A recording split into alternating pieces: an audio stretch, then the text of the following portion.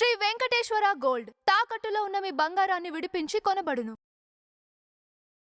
Police స్టేషన్లో ప్రజలకు ఎవరైతే ఫిర్యాదు చేయడానికి వస్తారో వాళ్ళని ఖచ్చితంగా ఫిర్యాదు తీసుకోవాలి. వాళ్ళకి మంచిగా గౌరవించాలి. గౌరవించకపోయినా వాళ్ళకేం దండేయమని చెప్పట్లా. వాళ్ళని అమర్యాదగా అరై పొరై కొట్టకూడదు. వాళ్ళు వచ్చినప్పుడు కంప్లైంట్ రాసుకోవాలి. ఇప్పుడు ఎవరైనా ఫోన్ పోయిందని పోతే ఫోన్ పోయిందా, ఆ నంబర్ ఉందా, ఈ నంబర్ ఉందా. కొన్ని సందర్భాల్లో పాపం బ్యాచిలర్స్ ఊరు నుంచే వస్తారు. వాళ్ళు ఇక్కడ ఇంటి దగ్గర ఉంటారు, ఫోను ఇంటి దగ్గరనే పెట్టొస్తారు. ఇక్కడ నంబర్ కావాలి, అవన్నీ కావాలి. ఇతను చెప్తానంటాడు, నేను ఫోటో ఉంది అవి ఇస్తాను అంటే కాదు అవే కావాలంటారు. అసలు వాస్తవంగా ఎంక్వైరీ ఎలా చేయొచ్చు? దాని నంబర్ ప్రకారం ట్రాక్ చేసుకొని పట్టుకోవచ్చు. వాళ్ళు రిజిస్టర్ చేయాలి, ఎఫ్ఐఆర్ చేయాలి. ఓన్లీ రిజిస్టర్ రాసుకుంటున్నారు కొంతమంది. ఆ రిజిస్టర్ రాసుకున్న కదా పోయినప్పుడు మళ్ళీ నెల రోజుల తర్వాత పోతే మేము చేస్తున్నాం, ఎంక్వైరీ చేస్తున్నాం, దొరకలేదు. పాపం తిరిగి వాడు పోతే పోనీ అని ఊరుకుంటాడు. కొంతమంది అయితే కంప్లైంట్ చేయడానికే భయపడుతున్నారు. ఫోన్ పోయినా సరే, డబ్బులు పోయినా సరే, దెబ్బలు పడ్డా సరే కంప్లైంట్ చేయడానికి భయపడుతున్నారు. ఇలాంటివి మారాలి. ఇంతకుముందుకు మన బీఆర్ఎస్ ప్రభుత్వం ఉన్నప్పుడు ఫ్రెండ్లీ పోలీస్ అనేవి ఉండే కదా, ఈ విధంగా అది మొత్తం ఫ్రెండ్లీ పోలీస్. ఓన్లీ కేసీఆర్ చెప్పిన మాటలు చాలా ఉన్నాయి. అవన్నీ గనక నెరవేరిస్తే కేసీఆర్ పెద్ద దేవుడు అనుకోవాలి. కానీ ఆయన కేసీఆర్ మొత్తం చూపేది ఒకటి, చేసేది ఒకటి. ఫ్రెండ్లీ పోలీస్ అన్నాడు, బస్తీలలో చిన్న గల్లీలు ఉన్నాయి, ఆ ఇరుకిరుకు గల్లీలు ఉండొద్దు, అన్ని మంచి చేస్తామన్నాడు. హుస్సేన్ సాగర్ను తెల్ల నీళ్లు తెస్తా అన్నాడు. ఏది జరిగింది?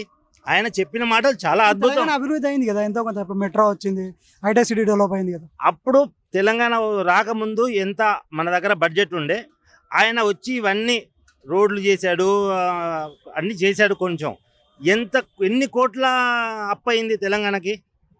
అంటే ఇప్పుడు మామూలుగా ఇల్లు గడవాలంటే ఎంతో కొంత అప్పు చేయకుండా ఇల్లు గడవాలి. అట్లాంటిది రాష్ట్రాన్ని నడిపించాలంటే ఎంతో కొంత అప్పు అనేది ఉండాలి కదా. మరి నేనేమంటున్నానంటే, న్యాయబద్ధంగా ఆలోచిస్తే ఇప్పుడు ఒక 100 రూపాయలు సంపాదించినప్పుడు 20 రూపాయలు 30 రూపాయలు అప్పు చేస్తే అది తీరుస్తాం. నీ దగ్గర సంపాదనే తక్కువ ఉంది, నువ్వు 100 రూపాయల ఆదాయం ఉంటే 1000 రూపాయలు అప్పు చేస్తే అసలు తీర్చలేవని తెలిసినా సరే ఎలా చేసావు? ఒకవేళ అది అవసరం, ఏవేవి అవసరం ఉన్నాయో అవి చేస్తే బాగుండు. వేస్ట్ ఖర్చులు, ఇప్పుడు అది భవన్ కట్టారు కదా, అది సెక్రటరీ కట్టారు కదా, దానివల్ల ఇప్పుడు మొత్తం నీళ్లు పడుతున్నాయని మన మీడియాల ద్వారానే తెలుస్తుంది. అంటే అది చూడడానికి అద్దంలా కనపడుతుంది. దూరం నుంచి అందరు ఫోటోలు తీసుకోవడానికి, వీడియోలు తీసుకోవడానికి పనిచేస్తుంది. వాస్తవంగా అది లోపలికి పోనిస్తారో లేదో నేనైతే ఇంతవరకు ఈ కొత్త దాని నుంచి ఒక రోజు కూడా పోలే. పాత దాంట్లో ఉన్నప్పుడు స్పష్టంగా పోయాను, చాలాసార్లు పోయాను. అది చాలా బాగుండే. అది ఉస్మానియా ఇంకా అసలు వాస్తవంగా దానికన్నా ముందు ఉస్మానియాని కడితే బాగుండేది. ఉస్మానియా హాస్పిటల్ పాపం పేద రోగులు ఉంటారు అందులో. అది 10 మందికి ఉపయోగపడే పని. దాన్ని చేస్తారని ముందు పెట్టారు, దాన్ని వెనక పడేశారు. దీనికి చాలామంది ఇది ఎంత కూల్చోడానికి కారణం ఏంటంటే, పాత జర్నలిస్టు కొంతమంది పెద్ద వాళ్ళు చెప్పారు ఏంటంటే, అందులో నేలమాలిగలు ఉండే. అది 3 నెలలు మొత్తం బంద్ చేసి లారీలు రాత్రి తీసుకెళ్లారు. అవన్నీ అంటే పుకార్లో అవి నిజమో అబద్ధమో తెలియదు. కానీ ఒక్క పోలీసు కానిస్టేబుల్ తెలిసో తెలియక ఫోన్ వీడియో తీసుకుంటే ఆ పోలీసునే డిస్మిస్ చేసి ఆ ఫోన్ తీసేసినట్టు ఆ సమాచారం. అది నిజమా అబద్ధమా కొన్ని తెలియవు. కానీ అంటే ఇంత పకడ్బందీగా ఆ రాత్రికి రాత్రి 3 నెలలు ఒక్క మనిషిని కూడా అటు పోనీయకుండా తీసుకుపోయారంటే అసలు మళ్ళీ ఇప్పుడు ఒకవేళ అది నిజమో అయితే వీళ్ళు ఎంక్వైరీ చేయొచ్చు కదా. అంటే ఇప్పుడు ఓవరాల్ ఏమంటారు, ఇప్పుడు ఈ ప్రభుత్వం బాగుందంటారా, లాస్ట్ పోయిన ప్రభుత్వం బాగుందంటారా? వాస్తవంగా టీఆర్ఎస్ ప్రభుత్వం, అదే బీఆర్ఎస్ కేసీఆర్ ప్రభుత్వం చాలా ప్రజలకి ఇబ్బంది పెట్టింది. అందుకోసమే దాని పర్యవసనమే పోయింది. మళ్ళీ ఇప్పుడు రేవంత్ రెడ్డి గారు వచ్చినప్పుడు మళ్ళీ ప్రజల మైండ్ మారింది. మనకు 4 ఎకరాలకు ఎకరంకు గుంటకు కూడా భూమి ఇచ్చిండు కేసీఆర్, ఈయన గుంటకి ఇస్తలేడు, మళ్ళీ కొన్ని ఎకరాలకు ఎక్కువ ఉన్న ఎకరాలకు ఇస్తలేడు అనే కొంచెం పబ్లిక్ రివర్స్ అయ్యారు. కానీ ఏంటంటే వాస్తవంగా ఈయన ఇచ్చేది కరెక్టే, కానీ కొంతమంది పబ్లిక్లో వ్యతిరేకత వచ్చింది. రాకపోయేసరికి కోపం వస్తుంది. మళ్ళీ ఇంకోటి, ఇప్పుడు ఇండ్లను ఇచ్చారు కదా, గవర్నమెంట్ ఇండ్లను ఇచ్చారు కదా, కేసీఆర్ ఉన్నప్పుడు కట్టించినవి రేవంత్ రెడ్డి గారు ఇచ్చారు. కానీ ఇందులో న్యాయం జరిగిందా పేద ప్రజలకంటే మీరు ఒకసారి ఎంక్వైరీ చేయండి. ఇప్పుడు నాకు ఇల్లు ఉందనుకో, నాకు లేనట్టు రాపిస్తే వచ్చింది. అది కరెక్ట్ కాదు కదా. నిజంగా నిజాయితీ పనులకు ఎంక్వైరీ చేసి ఇవ్వాలి. ఎంక్వైరీ ఎవరికైతే చేస్తే నీళ్ళు ఉందో వాళ్ళకి ఇస్తే ఇల్లు లేని వాళ్ళకి ఇస్తే మంచిదే.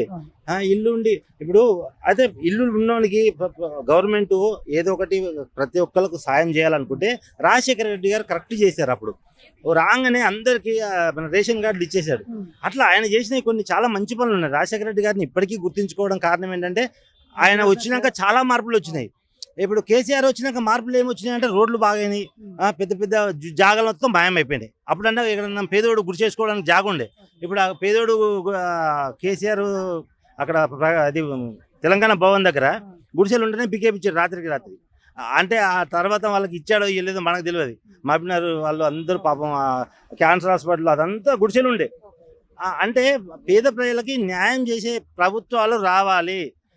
ఈ అంటే ఒక్కటే ప్రజలు కూడా గమనించాలి, ఎవరికి ఓట్లు వేస్తే మంచి జరుగుతుంది. పేద ప్రజలకు ఎవరైనా ఓటేస్తారా? నిజాయితీ పనులు ఇప్పుడు ఒక ప్రిష్ వెంకటేష్ అని ఒక ఆయన ఉన్నాడు, పాపం సినిమాలో నటించాడు. ఆయన ఎంతో మందికి సేవ చేశాడు. ఆయన లాస్ట్కు అనారోగ్యం ఉంటే ఎవ్వరు కనీసం ఆయన చూపు కూడా చూడట్లా.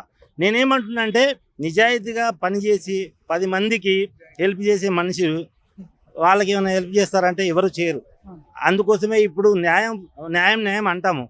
మనం న్యాయాన్ని బతికిస్తేనే మనకు న్యాయం దొరుకుతుంది. మనం ఎవరైనా న్యాయం చేసినా వాళ్ళు కరెక్ట్ మాట్లాడినా వాళ్ళని మనం తొక్కాలని చూస్తే న్యాయం ఎక్కడ బతుకుతుంది? మనకి ఏదైనా ప్రాబ్లం వచ్చినప్పుడు న్యాయం ఎవరు చేయరు. అది ఇప్పుడు లాస్ట్ ఫైనల్గా నెక్స్ట్ టైం ఎలక్షన్స్లో బీఆర్ఎస్ రావచ్చా, కాంగ్రెస్ రావచ్చా, లేదంటే బీజేపీ రావచ్చా, ఏ పార్టీ రావచ్చు అనుకోవచ్చు? ఇప్పుడైతే ఇప్పుడున్న పరిస్థితుల్లో బీఆర్ఎస్ రావడానికైతే అవకాశం లేదు. ఎందుకంటే అది చాలా ఇబ్బందులు. ఇప్పటికి ఎవరైనా మర్చిపోతే చెప్పలేం, జనాలు ఏమన్నా మళ్ళీ ఏదైనా అద్భుతం జరిగితే చెప్పలేం, కానీ మర్చిపోరు. ఎందుకంటే వాళ్ళు చేసిన ఇబ్బందులు చాలా ఉన్నాయి. బీఆర్ఎస్ రావడానికైతే తక్కువ అవకాశాలు ఉన్నాయి. కాంగ్రెస్ మాత్రం అది తన చేతులారా తను చేసుకుంటుంది. ఇప్పటికైనా మేలుకొని ఏమేమి తప్పులు చేశామో, మేధావులు ఉన్నారు, చాలా చాలా పెద్ద మేధావులు ఉన్నారు. పాషం యాదగిరి సారు, మన మన మురళీ సారు, ఇంకా చాలామంది నాకు పేర్లు గుర్తు రావట్లే. మన తెలంగాణ మేధావులు చాలామంది ఉన్నారు. వాళ్ళతో కమిటీ వేసి తెలంగాణ ప్రభుత్వం మంచి మంచి వ్యక్తులను కమిటీ వేసి ప్రజలకు ఏం చేస్తే బాగుంటుంది, ప్రజల ఇబ్బందులు తొలగాలంటే మెయిన్ లా అండ్ ఆర్డర్ పటిష్టంగా ఉండాలి. మర్డర్లు ఘోరంగా జరుగుతున్నాయి, రోడ్ల మీద చైన్ స్నాచింగ్లు జరుగుతున్నాయి. ఇన్ని కెమెరాలు ఉన్నాయి. ఒకప్పుడు కెమెరాలు లేకుండా తక్కువ దొంగతనాలు జరిగాయి. ఇన్ని కెమెరాలు ఉన్నా ఇంకా ఎక్కువ జరుగుతున్నాయి. పోలీస్ స్టేషన్లకు పోతే ఎవరైనా బాధితుడు పోతే వాళ్ళకి ఇబ్బందులు వస్తున్నాయి. ఇవన్నీ పోవాలి. ఇవన్నీ పోయి ఇప్పుడు కాంగ్రెస్ రావడానికి ఇంకా టైం ఉంది కాబట్టి ఇంకా వాళ్ళు మేలుకొని మంచిగా చేసి వాళ్ళే కాంగ్రెస్ ప్రభుత్వం మళ్ళీ ఒకసారి రావాలని కోరుకుంటున్నాను. వీళ్ళు తప్పులు చేస్తే వీళ్ళు పోయి మళ్ళీ బీజేపీకి అవకాశం వస్తుంది. ఇక బీజేపీ ఇవన్నీ కాకుండా ఎవరన్నా మేధావులు మంచి వాళ్ళు పార్టీ పెట్టాలని అనుకుంటున్నాను, పెడతారు. అది అప్పటి వరకు ఎంత వస్తుందో తెలియదు, కానీ అది కొత్త పార్టీ కూడా పుంజుకోవాలంటే చాలా టైం పడుతుంది. వస్తే మాత్రం ఈ 2 పార్టీలు ఫెయిల్ అయితే బీజేపీకే అవకాశాలు ఉంటాయి.